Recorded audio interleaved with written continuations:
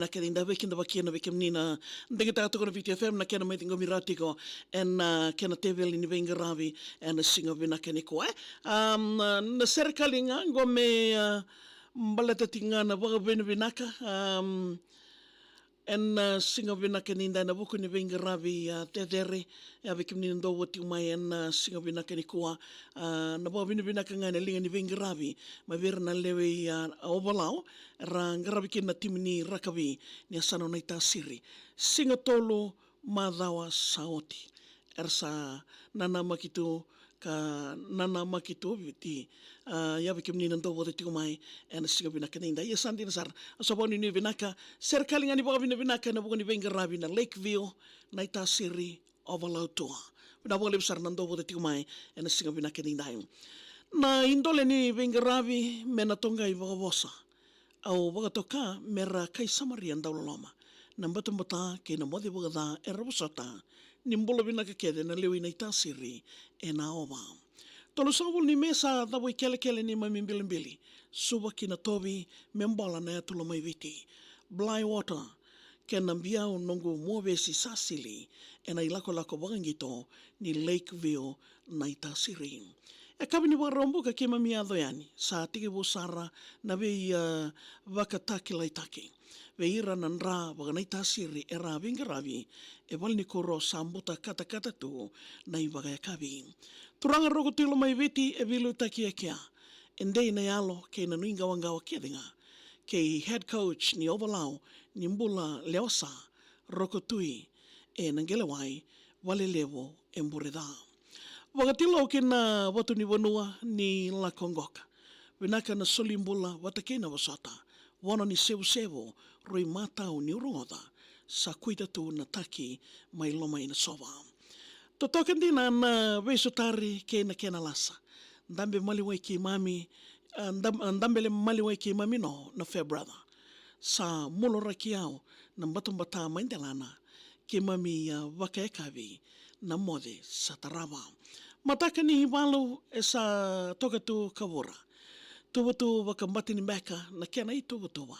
Katalau wa singalewo kena linga au lumuta e dawa ni laki labi mai na rara e lebuka. Samaya nata na marau na idhilingoka. Kina lotu katolika vinagasaka na loloma. Bolei na weni sele e na mboi ni pauta totoka. Kena idhoi tu na sere. Boys dance na ova. Na VAKAVINAVINAKA ngo e nonra na VEIQARAVI. Vinaka na veivakani ke na thola itavi. Veiratau na kia e na masa ache o na itasiri sa wakamundu o tuyani. Na mangiti ni singa tambo e ruito toka thedhere. A kananga e na otela ni kena idhoi na rendre. Vinaka lo mai viti na linga o andamele me langi na wanuandokai o na ivisere. Lakin rea o malolo e na ekavi ni singa tambo. VAKAVINAVINAKA na itatao au tumbera ilingango. Me wawai na VEIQARAVI sa nema mimaso ka me laveti e wukunda na kalou na alo tambo. Nguniangona ni vei talatala sa talanronro. Ni sa wondoki ke mamitu na uoni wakawondo. E adawa na mataka dada me ke mamitoso muale sumaina wanga e na ya uani ono. Mode lele boka na VEIQARAVI e sotavi au. Sana i teki le sukede no mundo senikau. Au dawi ada ka wakatilo e kemuni i serau me indole ni VEIQARAVI levo mai o walau. Au ndanga wada kena i atu marela. Ni mbara ni savo na e lonra e otiwa na maleka. Me mboi awa na salo ko ni indui daumbena koko tuno ai loloma kina senda. O roku tilo mai viti e rui wakamatanao. Ratu sakiusa na wakaroko na edhanda sao. Apisai na visa o nandakuni me tumberi o walao kin de laitonga tilo saka ve ratu rusiate kelimao.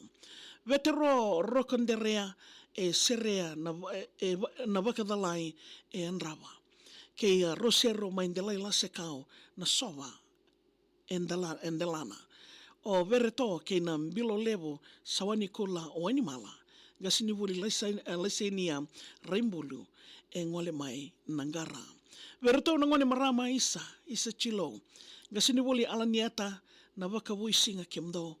Gasini wuli andi tanai na itawuni e na sewao lai diriawa na moli ina si senimere na mbao.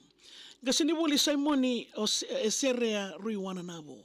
Veniana vosa wale e ramamao e lingamo. Elisabedi tui korodao e mundo na ngone vaso ki serea talebe gasini wuli sakiosa masimbalavo. Vonivate na marlevo LPS ko kena kuka. Tomasi na dangilamba e na tambana ni moka. Lolo ringa moto mai lomai sawani kola. Lai katubu nongundende ve rota utoro kola. Gasini boli kolara mai korobo e weni mala. Ratu inoke tui daumia leo vesi nindelana. Marika vosa turanga tau na kiangata. Amusandenge gasini boli Mikaele Rabuiwasa.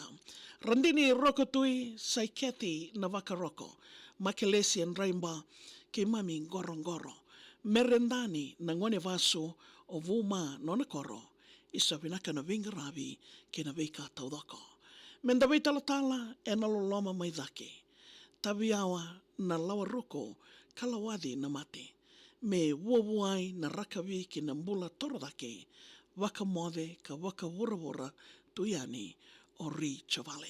E ave kemni na veveka ni ndovu da tiku mai na singa vinaka ni indai sandi na sawa anu ni vinaka levu sartalanga e na vuni itavi dava ngaravi tiku na singa vinaka nikoa. Kuni ngole dawa iko na ngai rangot taltinga na Facebook page na VitiFM. Iko like tanga na page na VitiFM ndolava viko na katumba mendaru na vese mati daru vese rabi matana boto talanga kena e na nomu salni kaka muraki na VitiFM. Dawa tiku mai kena na magtaltinga ni mataka na nondaru Serekali Namaki kena ya uwa talanga kena tebel ni VEIQARAVI sartalanga ene wasa ni ngauna ni vakatawa na